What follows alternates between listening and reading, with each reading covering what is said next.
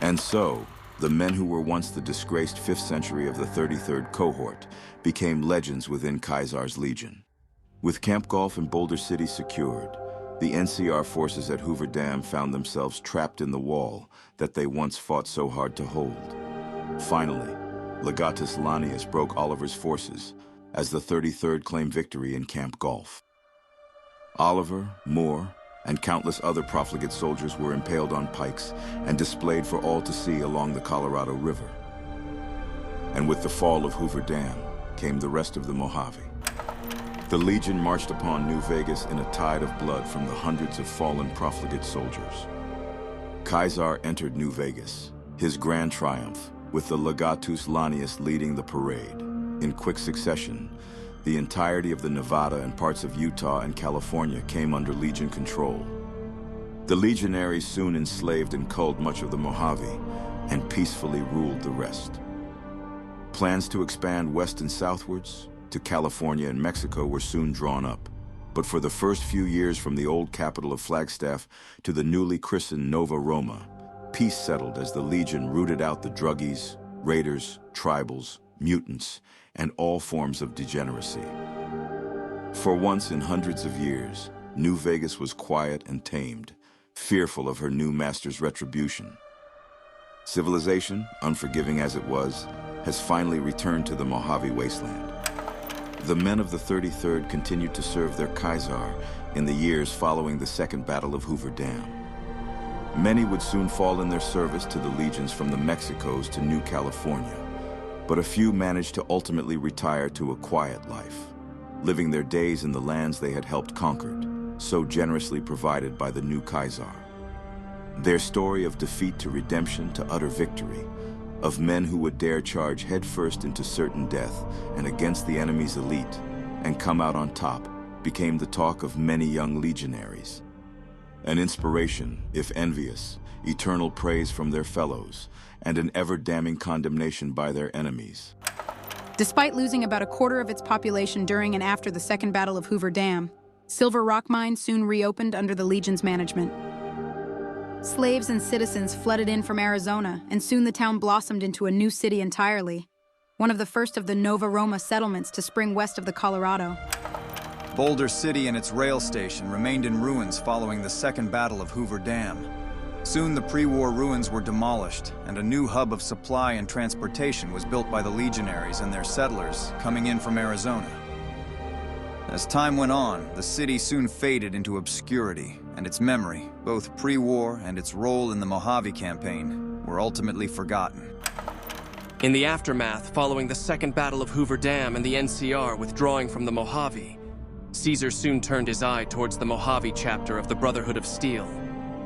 10 weeks following Hoover Dam, a massive legionary cohort descended upon the Hidden Valley bunker. For months, the bunker and its paladins and knights held out, the bloody fighting shaking the earth to its core. But a traitor amongst the Brotherhood's ranks quickly led to the bunker's destruction. In spite of several other chapters existing out further east, with Hidden Valley lost, and the final destruction of Lost Hills out west by NCR forces not far behind, the Brotherhood of Steel west of the Rocky Mountains were exterminated. Camp Golf was rendered into a smoldering ruin by the vengeful legionaries. NCR troops deserted from their posts in great numbers, but the Rangers held their own. The remaining NCR Rangers fought to the last man to protect their comrades, buying time to ensure many NCR civilians and Mojave natives escaped New Vegas alive. It did not, however, save them from the blame of defeat. In the years that followed, the Rangers were sidelined in favor for other elite units, either from the NCR Army or from mercenary outfits. The once proud history and tradition of the Rangers from its beginnings in Nevada were soon washed away in a single year. The blame, however, cannot be placed upon any one factor. Chief Hanlon, General Oliver, Caesar, the 33rd cohort, all the way up to the NCR Congress, the failure of the Rangers can be traced upon. To say that the Rangers went down quietly or cowardly would be a gross lie. But as history had done to many, and despite their many sacrifices in the name of freedom and order, they were soon forgotten to the passage of time. The utter failure of the Mojave campaign more or less ended the reigning NCR party's political careers.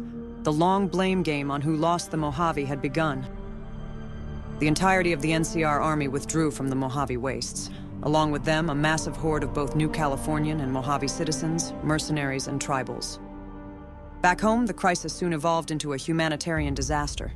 Refugees flooded into New California, and incompetence from NCR officials wanting a scapegoat led to the NCR economy unraveling, leading to massive NCR-based corporations gaining much power. Wars with Arroyo, Lost Hills, and a secessionist movement in the Bajas further eroded the NCR's military prowess. While not enough to fully end the Republic, it did not help whatsoever in slowing down Legate Lanius's march to the sea, who would soon find his success from not in battle against the profligates, but in logistics and ensuring the Legion's armies can hold on to their newly gained conquest. While Kimball was fortunate enough to meet his end to a 5th century legionary's bullet, General Oliver and Colonel Moore were not as lucky. Lee Oliver fought within his underground compound till he quickly fell to a blow from a Centurion's super sledge to his chest. His last thoughts were of New California and its shining example upon the New World. It had not once occurred to him that he may have been the reason that he was the one who doomed it. Cassandra Moore was not as lucky. Fighting in an abortive attempt to break out of Hoover Dam and save the lives of her troops, Moore found herself impaled by a spear of a young recruit legionary and died bleeding and in agony. A brutal and painful end, and a fitting one at that. To a cruel woman who had no qualms in quashing those who fought against the Republic, or rather fought against her vision for the Republic, her death, while tragic, would not see her missed by her many, many enemies.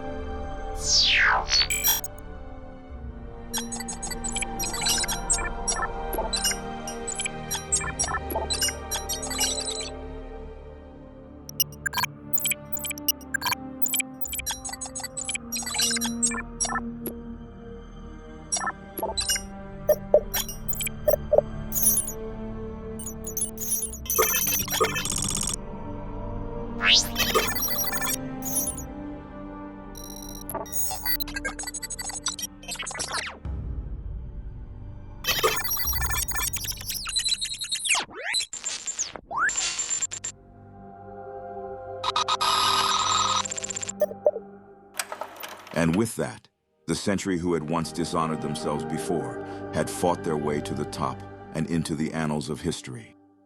For them, this was the greatest moment in their life, but they would go on to continue serving their Kaiser and their Legion. In the new civilized Mojave wastes, blood and iron was spent, and many fought and died for reasons both valid and petty, as they had done before.